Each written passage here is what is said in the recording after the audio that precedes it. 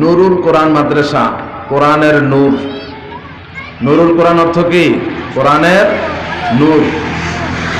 কোরআনের নূর যার মধ্যে আছে, যার ঘরে আছে, যেই সমাজে আছে, সেই সমাজে আল্লাহ তাআলার রহমত আছে, বরকত আছে, শান্তি আছে। আছে কিনা বলেন?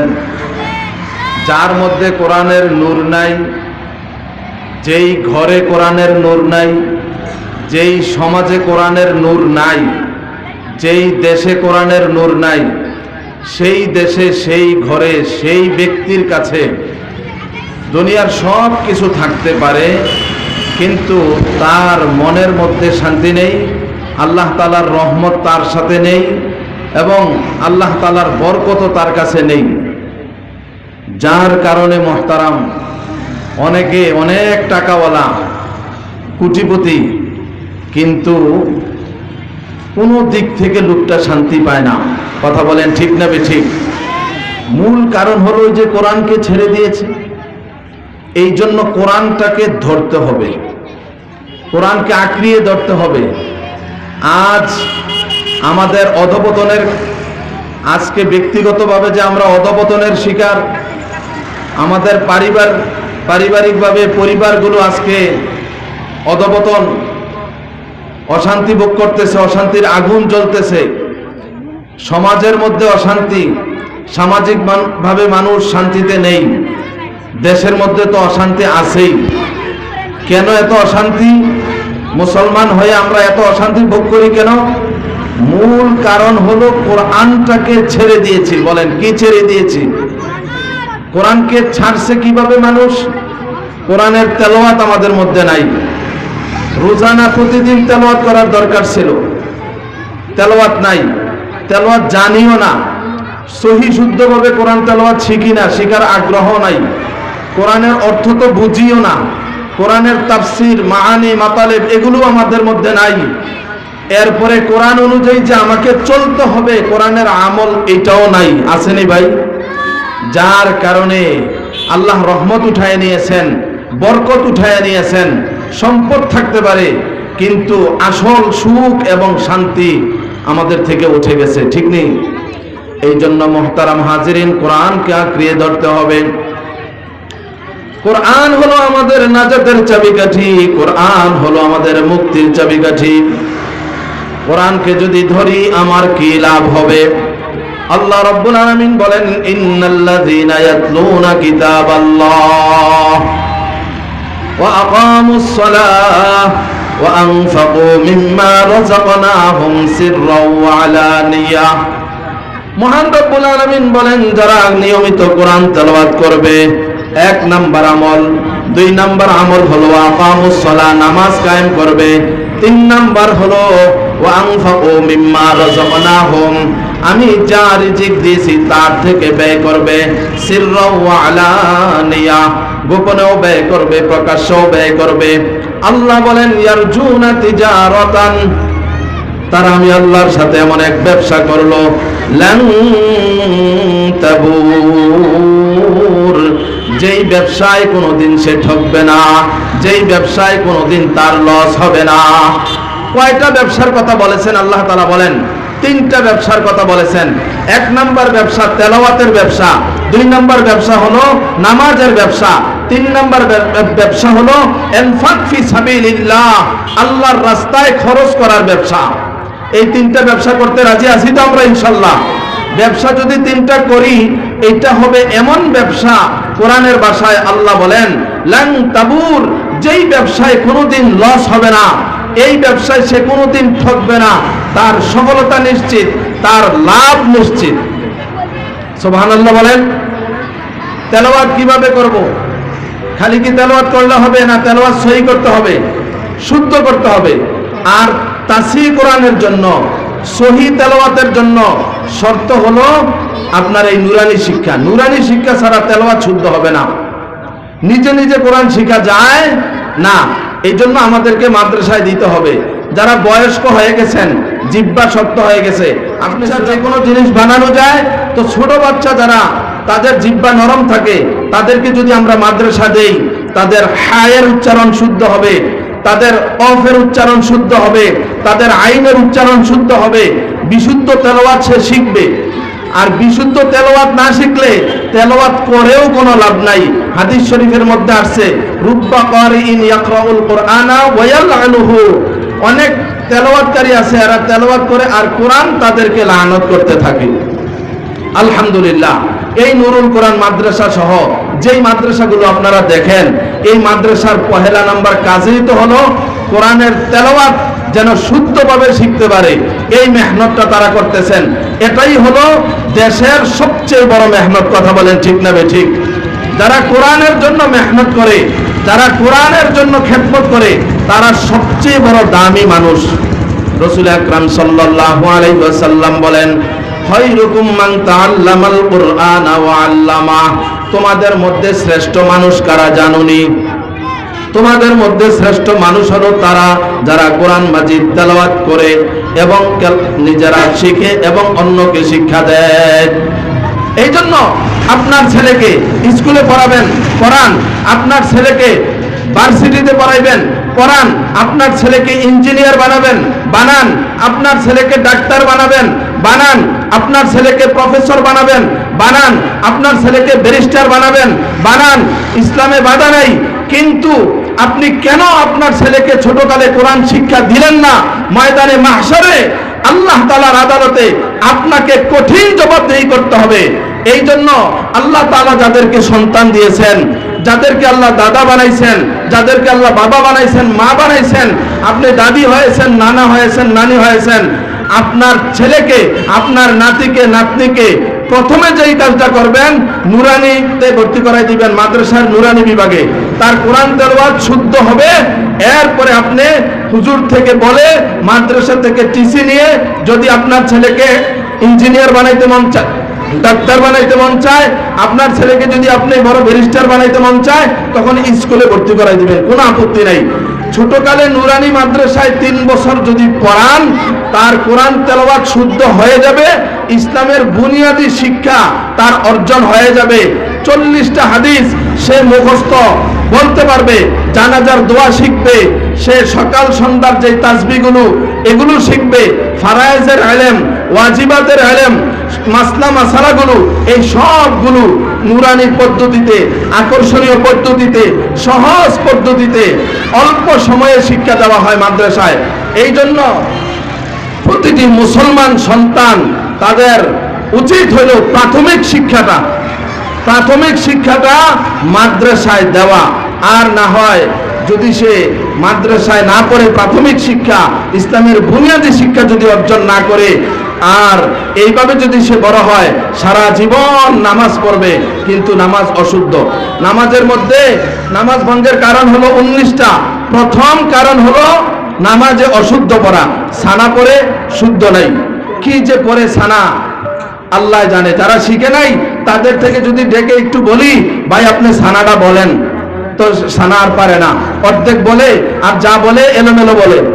দোয়াই কুনুত বলেন, আপনার 60 বছর বয়স, আপনি 70 বছরের মুরব্বী, আপনি যুবক, আপনি 40 বছরের নওজোয়ান, 30 বছর হয়ে গেছে, এই যে আমল করলেন, আপনি একটু দোয়াই কুনুতরা আমাকে শোনান। দোয়াই কুনুত পারে না, তাহলে সারা জীবন কেমনে নামাজ পড়ছে? তাশাহুদটা পড়ে ভুল, আর নামাজের যে কেরাত তেলাওয়াত এগুলো তো ভুল। সব সময় কি এক তরকারি দিয়ে ভাত খেতে ভালো লাগে? কিন্তু আমরা সব সময় সূরা নাস একটা শিখছে, সূরা ফালাক একটা শিখছে, সারা জীবন এটা দিয়ে নামাজ পড়ে, 4টা সূরার বেশি পারে না। এখন 1 বছর লাগায় মেহনত করলেও হয় না। তো একই এক জিন্দেগি আমরা গঠন করলাম, অথচ 30 পারা কোরআন আল্লাহ তাআলা আমাদেরকে দিয়েছেন। 30 পারা কোরআন খুলে দেখি না কোরআনের মধ্যে কি আছে। আমি যদি আমার সন্তানকে মাদ্রাসায় দেই, 3 বছর পরে দেখবেন তার 1 পারা, 2 পারা, 3 পারা এমনি মুখস্থ হয়ে গেছে অটোমেটিক। এরপরে হেফজখানায় পড়লে তো পুরা 30 পারা আলহামদুলিল্লাহ আল্লাহ তাআলা তার কলবে দিয়েই দেন, মুখস্থ করাই দেন। শুধু 3 বছর পড়লে সে ইসলামের বুনিয়াদী শিক্ষাটা সহজে অর্জন করতে পারবে। আমরা অনেকে জানি না, এই 3 বছরে শুধু ইসলাম শেখায় না, শুধু যে কোরআন শেখায় তা না, শুধু যে আরবি শেখায় তা না। 3 বছরে কি শেখায়? মাদ্রাসার রুটিনটা একটু সবাই দেখেন। 3 বছরে কোরআন শরীফটা সহিশুদ্ধ করে দেওয়া হয়, 1 নাম্বার। 2 নাম্বার 40টা হাদিস 60টা হাদিস মুখস্থ করিয়ে দেওয়া হয়। 3 নাম্বার দৈনন্দিন জীবনে যে আমরা আমলগুলো করে থাকি, শরীয়তের মৌলিক ফরজ আমলগুলোর, ওয়াজিব আমলগুলোর যত মাসলা মাসাইল আছে, এই 3 বছরের ভিতরে সবগুলো মাসালা, ওযুতে কয় ফরজ, গোসলে কয় ফরজ, নামাজে কয় ফরজ, ওযু ভঙ্গের কারণ কয়টি, নামাজ ভঙ্গের কারণ কয়টি, নামাজের সুন্নতে মুআক্কাদা কয়টি, নামাজের বাহিরে কয় ফরজ, নামাজের ভিতরে কয় ফরজ, রোজার মাসলা, জানাজার মাসলা, জীবনের সমস্ত ইবাদতের মাসলা মাসালাগুলো সন্ধে সন্ধে সুন্দরভাবে এই 3 বছরের ভিতরে বাচ্চাদেরকে শিখিয়ে দেওয়া হয়। এই শিক্ষা কি আপনি অন্য কোনো জায়গায় পাবেন? কিন্ডারগার্টেনে পাবেন? এরপরে মাদ্রাসার 3 বছর পড়ার পরে সে আরো কত কিছু শিখে, আদিয়ায় সালাত, সানা, তাশাহুদ, দুরূদ শরীফ, দোয়া মাসুরা, দোয়া কুনুত। এই 3 বছরের ভিতরে পুরো আমপারাটা মুখস্থ, আলহামদুলিল্লাহ বলেন। এরপরে আসেন কালিমা, কালিমা তৈয়বা, কালিমা শাহাদাত, ইমানে মুজমাল, ইমানে মুফাসসাল, কালিমায়ে তামজিদ, কালিমায়ে তাওহীদ, এই সবগুলো সুন্দর সুন্দরভাবে তাদেরকে শিক্ষা দেওয়া হয়। কিন্তু আমি 80 বছর হয়ে গেছে, ইমানে মুফাসসালটা যদি আমাকে জিজ্ঞাসা করা হয় পারি না, ইমানে মুজমাল জিজ্ঞাসা করা হয় পারি না। অথচ ইমানে মুজমাল, ইমানে মুফাসসাল এগুলো না জানলে আমার ইমানও তো মুকাম্মাল হবে না, আমার ইমানও তো পরিপূর্ণ হবে না। এই জন্য দোস্ত, মাদ্রাসায় দিলে লস নাই, মাদ্রাসায় দিলে ঠকবো না। এগুলো তো দ্বীনের ব্যাপারে জানলাম যে এই দ্বীনি, এই বুনিয়াদী শিক্ষাটাই 3 বছরে দেওয়া হয়। সাথে সাথে কি করা হয়? বাংলা, অঙ্ক, ইংরেজি, সাধারণ জ্ঞান, ইতিহাস, ভূগোল, এরপরে আপনার অন্যান্য আরো সাবজেক্ট, এগুলো শিক্ষা দেওয়া হয়। তাহলে বাংলাও আছে, ইংরেজিও আছে, অঙ্কও আছে। শুধু এইটা না, এগুলোর সমন্বয় তো আছেই, সাথে লেখা যেটা দেওয়া হয়। অন্যান্য প্রতিষ্ঠানে গিয়া দেখবেন ক্লাস 7-এ পড়ে, 8-এ পড়ে লেখা এত সুন্দর না। আমাদের নুরানি বিভাগের 3য় জামাত, 2য় জামাতের ছাত্রের লেখা যতটা সুন্দর, আলহামদুলিল্লাহ বলেন। আসলে মেহনত যে বেশি করা হয়, লেখার যে প্রশিক্ষণ দেওয়া হয়, লেখার বাংলা লেখাও সুন্দর হয়, ইংরেজিটাও সুন্দর হয়, আরবিটাও সুন্দর হয়। অঙ্ক যে লেখে সংখ্যাটিও মাদ্রাসার ছাত্রদের সুন্দর, আপনি অবাক হয়ে যাবেন। মাদ্রাসার সাথে সম্পর্ক করেন, ভালো লাগবে। মুহতারাম হাজিরিন, শুধু এতটুকুই নয়, এই লেখাপড়াগুলোর সাথে সাথে আর যে মৌলিক আরেকটা শিক্ষা দেওয়া হয়, তারবিয়ত। একটা তো হলো তালিম, আরেকটা হলো তারবিয়ত, অর্থাৎ শিক্ষা এবং দীক্ষা। আজকে জাগতিক প্রতিষ্ঠানগুলোতে শুধু শিক্ষা আছে, এবং জাগতিক শিক্ষা, ধর্মীয় শিক্ষা নাই, নৈতিক শিক্ষা নাই,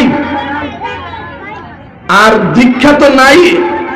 কিন্তু এই মাদ্রাসাগুলো আলহামদুলিল্লাহ জাগতিক এবং ধর্মীয় শিক্ষা তো দিচ্ছেই, সাথে সাথে নৈতিক শিক্ষা যেটা, অর্থাৎ তার তারবিয়ত, তার মা বাবার সাথে তার কেমন আচরণ হবে, তার দাদা দাদির সাথে তার আচরণ কেমন হবে, তার পাড়া পরিষদের সাথে তার আচার ব্যবহার কেমন হবে, মুরব্বীদের সাথে সে কিভাবে চলাফেরা করবে, ভাই বোনদের সাথে সে কিভাবে উঠা বসা করবে, বড়দের আদব, বড়দেরকে শ্রদ্ধা করা, ছোটদেরকে স্নেহ করা এবং শালীনভাবে চলা, বেয়াদবি না করা, আদব বলা, আখলাক বলা, জিন্দেগি গঠন করার শিক্ষা এই 3টা বছরে দিয়ে দেওয়া হয়। বলেন আলহামদুলিল্লাহ। এত কিছু 3 বছরে দেওয়া হয়, এরপরও কেন ভাই আপনি আপনার এই আদরের সন্তানটাকে এখানে দেন না?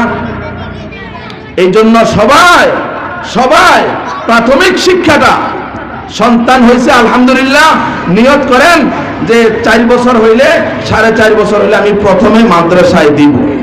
ইসলামের বুনিয়াদী শিক্ষা তাকে দেওয়ার পরে, নৈতিক শিক্ষা দেওয়ার পরে, আদব আখলাকের শিক্ষা দেওয়ার পরে, আল্লাহর কালাম তাকে পরিপূর্ণ শিক্ষা সহিভাবে দেওয়ার পরে এরপর আপনি ক্লাস 5-এ, ক্লাস 4-এ অথবা 6-এ জাগতিক শিক্ষা প্রতিষ্ঠানে নেন, দরকার আছে। কারণ ডাক্তার ছাড়া আমাদের শরীরের চিকিৎসা করবে কে? ইঞ্জিনিয়ার ছাড়া আমাদের ভবন কে নির্মাণ করবে? দরকার আছে না? উকিল ব্যারিস্টার ছাড়া অফিস আদালত কিভাবে চলবে? ওইগুলো নিব, কিন্তু বুনিয়াদী শিক্ষাটা দেই, কোরআনের তালিম দেই। তাইলে বড় হয়ে আর বৃদ্ধাশ্রমে যেতে হবে না, বড় হয়ে আর কাঁদতে হবে না। মাদ্রাসার ছাত্র যারা হয় তাদের মা বাপ বড় হলে সুখে থাকে, ঠিক নেই বলেন? এবং এই মাদ্রাসা শিক্ষার সুফল দেখেন, সারা দেশে যদি জরিপ করা হয় আদর্শ সুনাগরিক কারা, 1 নাম্বার ক্যাটাগরিতে আসবে মাদ্রাসার ছাত্ররা। তাহলে মাদ্রাসার ছাত্ররা সভ্য হয়, ভদ্র হয়, মাতা পিতার বাধ্য সন্তান হয়, এবং এরা সমাজের উন্নয়নে কাজ করে, এবং এরা দেশের সত্যিকারের সুনাগরিক। এরা দেশের সম্পদ নষ্ট করে না, এরা অন্যের সম্পদ নষ্ট করে না, এরা মা বাবার সাথে দুরাচরণ করে না, এরা সমাজের খেদমত করার চেষ্টা করে, এরা মসজিদ মাদ্রাসায় অল্প বেতনে দ্বীনের খেদমত করার চেষ্টা করে। এটা কি আমাদের লাভ না লস বলেন? এই জন্য ভবিষ্যতে এই বাংলাদেশ যদি আমরা শান্তি করতে চাই, ভবিষ্যতে এই বাংলাদেশ যদি আদর্শ বাংলাদেশ করতে চাই, তাহলে আমাদেরকে এই দেশের মাদ্রাসাগুলোকে ডেভেলপ করতে হবে। মাদ্রাসা শিক্ষার প্রচার প্রসার আমাদেরকে আরো বেশিভাবে করতে হবে। আলহামদুলিল্লাহ, আমাদের এই প্রিয় তালেবে ইলম ভাই, আল্লাহ তাআলা সমস্ত তালেবে ইলম ভাইদেরকে কবুল করেন। এই মাদ্রাসার মুহতামিম হযরত মাওলানা মুফতি আনিস সাহেব অনেক দক্ষ একজন মুহতামিম, মাশাআল্লাহ। আল্লাহ যেমন ইলম দিয়েছেন তেমন আমল দিয়েছেন, এবং মাশাআল্লাহ সবার সাথে ওনার যে হুসনে খুলুক, ওনার যে আচার আচরণ, ওনার যে মাশাআল্লাহ উদারতা, এটা অনেক প্রশংসার দাবি রাখে। মাদ্রাসার জন্য নিরলসভাবে মেহনত করে যাচ্ছেন, চেষ্টা করে যাচ্ছেন। যেহেতু এখন এই ডিসেম্বর মাস শেষ, আজকে শেষ তারিখ, এবং আগামীকাল জানুয়ারি ভর্তি চলবে, আপনারা সবাই এই মাদ্রাসায় ছাত্র দিবেন, নিজেরাও চেষ্টা করবেন, আশেপাশে কে কে আছে তাদেরকে এই মাদ্রাসায় ভর্তি করিয়ে দিবেন।